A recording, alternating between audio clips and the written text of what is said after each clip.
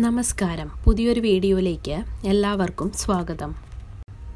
ഒരാളുടെ ഭൂതവും ഭാവിയും വർത്തമാനകാലവുമെല്ലാം അറിയാൻ പല വിദ്യകളുമുണ്ട്.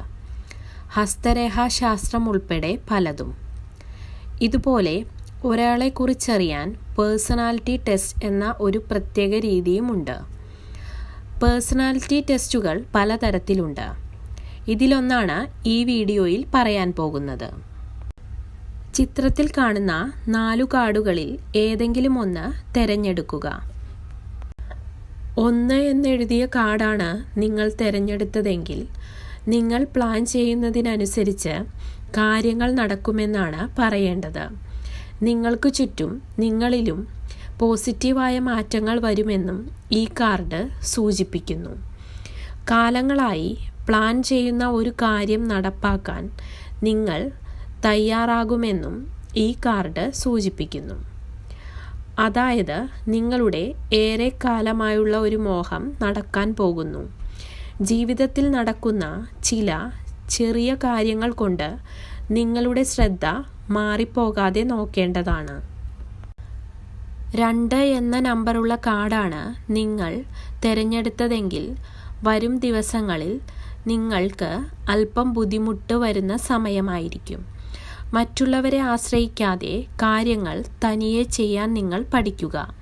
മറ്റുള്ളവരുടെ സഹായം കാത്തു നിൽക്കരുതെന്നർത്ഥം.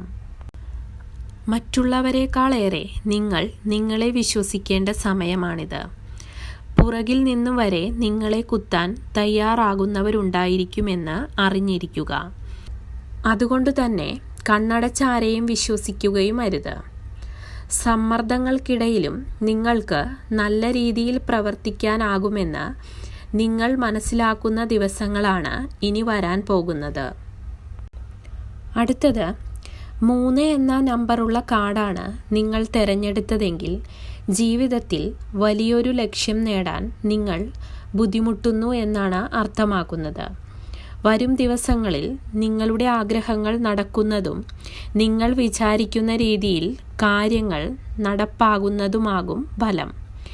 നിങ്ങളുടെ കഠിനാധ്വാനം ഫലം കാണുന്ന സമയം കൂടിയാണിത്.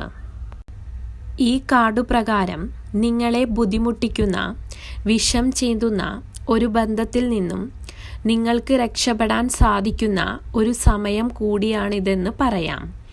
ഏതു ബന്ധമാണോ നിങ്ങളെ ബുദ്ധിമുട്ടിക്കുന്നത് അതിൽ നിന്നും നിങ്ങൾക്ക് മോചനം നേടാൻ പറ്റിയ സമയമായിരിക്കും വരാൻ പോകുന്നത്.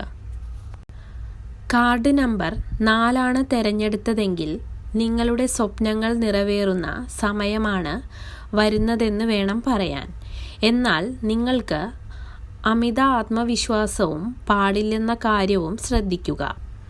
അല്ലാത്ത പക്ഷം പ്രശ്നങ്ങളിൽ ചെന്നു വീഴുകയും ചെയ്യും.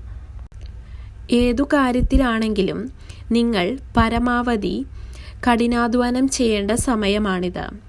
എന്നാൽ അതേസമയം നിങ്ങളുടെ വിജയത്തിൽ പങ്കാളികളായവർക്ക് കൃത്യമായ ക്രെഡിറ്റ് നൽകുകയും വേണം.